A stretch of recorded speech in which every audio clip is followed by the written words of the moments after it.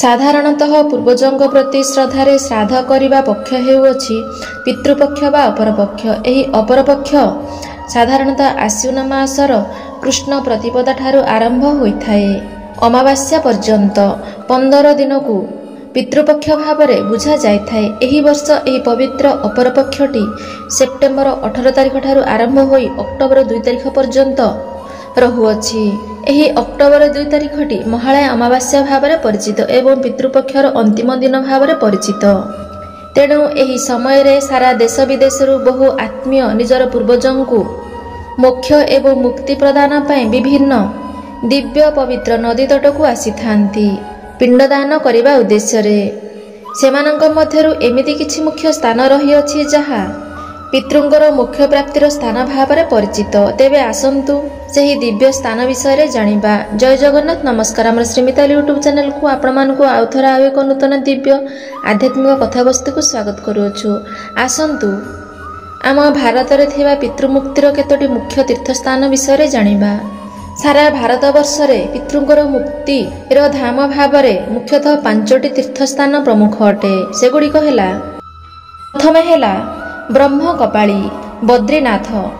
ଉତ୍ତରାଖଣ୍ଡର ବଦ୍ରିନାଥରେ ବ୍ରହ୍ମକପାଳୀ ଘାଟ ପୂର୍ବଜଙ୍କୁ ତର୍ପଣ ଏବଂ ଶ୍ରାଦ୍ଧ ଦ୍ୱାରା ମୋକ୍ଷ ପ୍ରଦାନକାରୀ ପ୍ରମୁଖ ସ୍ଥାନ ଅଟେ। ମାନ୍ୟତା ଅନୁସାରେ ଭଗବାନ ଶିବ ଶଙ୍କରଙ୍କୁ ବ୍ରହ୍ମହତ୍ୟା ପାପରୁ ଏହି ବ୍ରହ୍ମକପାଳୀ ଠାରେ ମୁକ୍ତି ମିଳିଥିଲା। ତେଣୁ କଥା ଅଛି ଯେ ଏଠାରେ ପିଣ୍ଡଦାନ ଦ୍ୱାରା ପିତୃଲୋକ ଯଦି ମୁକ୍ତି ପାଇପାରୁନାହାନ୍ତି ତେବେ ଏଠାରେ ମୁକ୍ତି ପାଇଥାନ୍ତି ଏବଂ ସ୍ୱର୍ଗଲୋକ ପ୍ରାପ୍ତ କରିଥାନ୍ତି।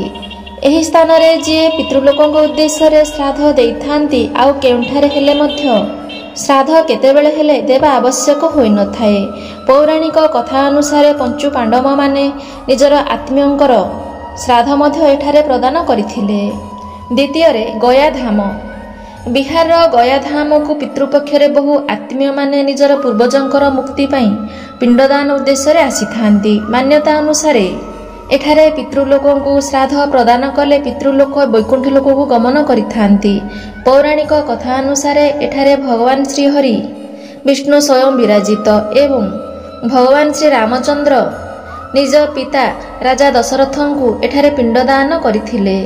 ଯେହେତୁ ଏଠାରେ ଭଗବାନ ଶ୍ରୀହରି ବିଷ୍ଣୁ ପ୍ରତ୍ୟକ୍ଷ ଭାବରେ ବିରାଜିତ ଅଟନ୍ତି ତେଣୁ ଏଠାରେ ପିଣ୍ଡଦାନ ଦ୍ୱାରା ପିତୃଲୋକ ବୈକୁଣ୍ଠ ଲୋକ ଗମନ କରିଥାନ୍ତି। ତୃତୀୟରେ ତୀର୍ଥସ୍ଥାନମାନଙ୍କ ମଧ୍ୟରେ ସବୁଠାରୁ ବଡ଼ ତୀର୍ଥ ଭାବରେ ପ୍ରୟାଗ ଧାମକୁ ବିବେଚନା କରାଯାଇଛି। ଗଙ୍ଗା, ଯମୁନା, ସରସ୍ୱତୀ ଏଠାରେ ଏକତ୍ର ଥିବାରୁ ଏଠାରେ ଶ୍ରାଦ୍ଧ କର୍ମକୁ ଶ୍ରେଷ୍ଠ ସ୍ଥାନ ଭାବରେ ପୁରାଣ ଶାସ୍ତ୍ରରେ ବର୍ଣ୍ଣନା କରାଯାଇଛି। ମାନ୍ୟତା ଅନୁସାରେ ଏଠାରେ ଶ୍ରାଦ୍ଧ କର୍ମ ଦ୍ୱାରା ଆମ ପିତୃଲୋକମାନେ ଜନ୍ମ ମୃତ୍ୟୁ ଚକ୍ରରୁ ମୁକ୍ତି ପାଇଥାନ୍ତି। ଚତୁର୍ଥରେ କାଶୀଧାମ।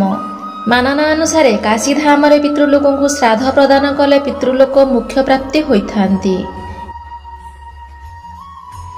ଏବଂ ପଞ୍ଚମରେ ଉତ୍ତରାଖଣ୍ଡର ହରିଦ୍ୱାର।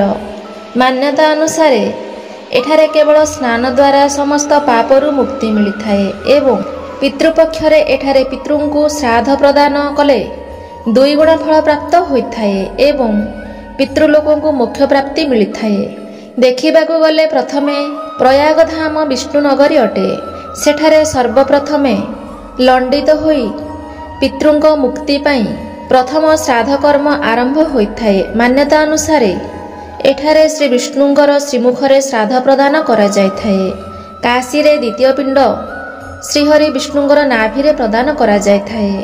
ତୃତୀୟ ପିଣ୍ଡ ଶ୍ରୀହରି ବିଷ୍ଣୁଙ୍କର ଚରଣରେ ଅର୍ଥାତ୍ ଗୟାଧାମରେ ହୋଇଥାଏ ଏବଂ ଚତୁର୍ଥ ପିଣ୍ଡଦାନ ବଦ୍ରିନାଥର ବ୍ରହ୍ମକପାଳୀରେ ହୋଇଥାଏ। ମାନ୍ୟତା ଅନୁସାରେ ଏହି 4ଟି ସ୍ଥାନରେ ପିଣ୍ଡଦାନ ଦ୍ୱାରା ପିତୃଲୋକ ମୋକ୍ଷ ପ୍ରାପ୍ତ ହୋଇଥାନ୍ତି, ଜନ୍ମ ମୃତ୍ୟୁ ଚକ୍ରରୁ ମୁକ୍ତି ପାଇଥାନ୍ତି ଏବଂ ଆମର ଆତ୍ମୀୟମାନେ ମଧ୍ୟ ପିତୃଦୋଷରୁ ମୁକ୍ତି ପାଇଥାନ୍ତି। ଗରୁଡ଼ ପୁରାଣ ଅନୁସାରେ ଏହି ପିତୃପକ୍ଷରେ ଏହି ସ୍ଥାନମାନଙ୍କରେ ପିତୃଲୋକଙ୍କ ଉଦ୍ଦେଶ୍ୟରେ ପିଣ୍ଡଦାନ କରି ପିତୃଲୋକଙ୍କୁ ମୁକ୍ତି କରିବା ଉଚିତ।